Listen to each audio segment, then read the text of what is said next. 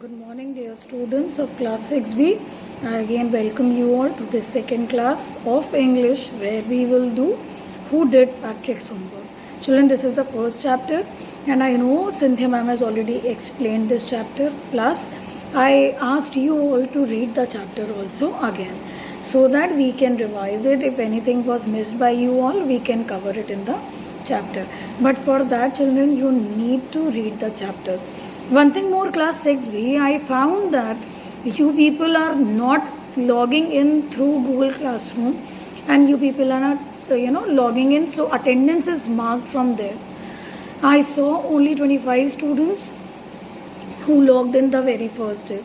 So keep it in mind. I'm going to write down the names who are not logging in. And then your parents will be given this feedback. So it is up to you that you have to be punctual, you have to be careful about logging in from Google Classroom and then study whatever content is there in that classroom.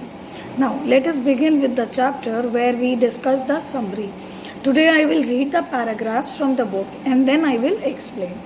Reading the paragraphs here focuses on your reading skills. Since we are not in a classroom where I can see how good you are at your reading skills, but at least I can make this effort to make you prepare for reading loudly and clearly.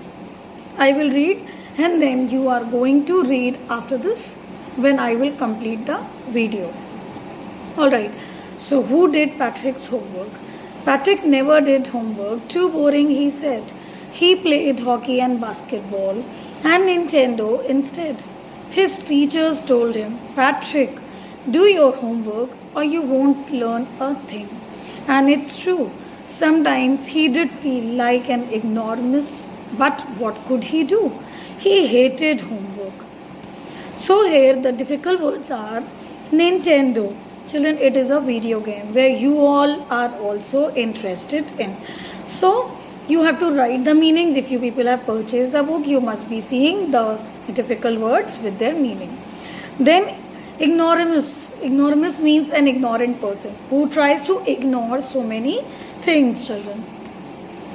Now explanation to this paragraph will be, children, see, Patrick never did his homework because he found it very, very boring.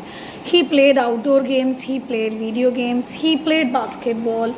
Then he also, got so many warnings from the teacher that he had to complete the homework, otherwise he won't be able to learn anything.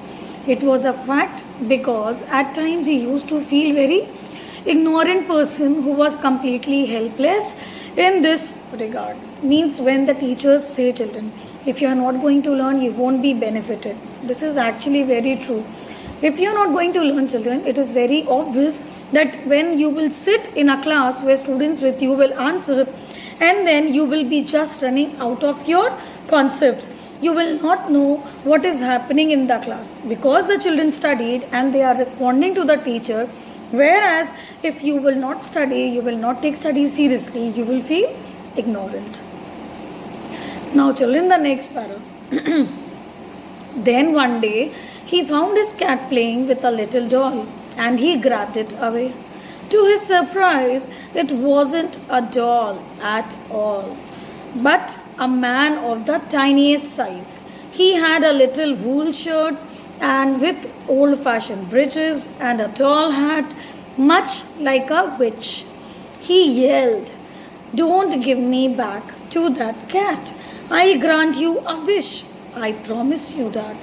Now children, breeches are breeches or short trousers. The writer here spells it for fun. Okay, so this word breeches is given here for fun to show that how short trousers that elf was wearing.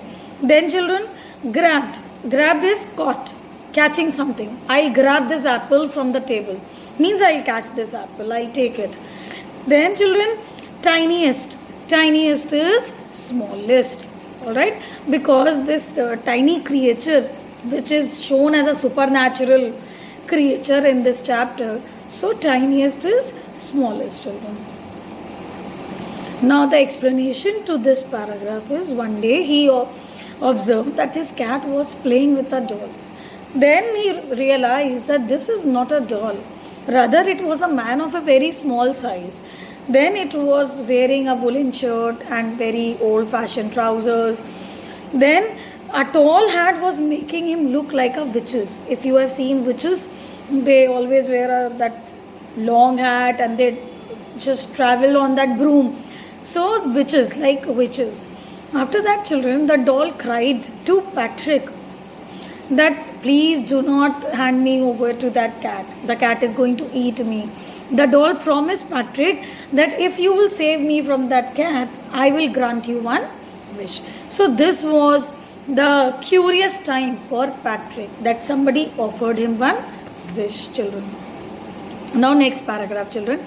Patrick couldn't believe his luck to have the answer to all of his problems. Here, he said, only if you do all my homework till the end of the semester, that is 35 days, then I can save you.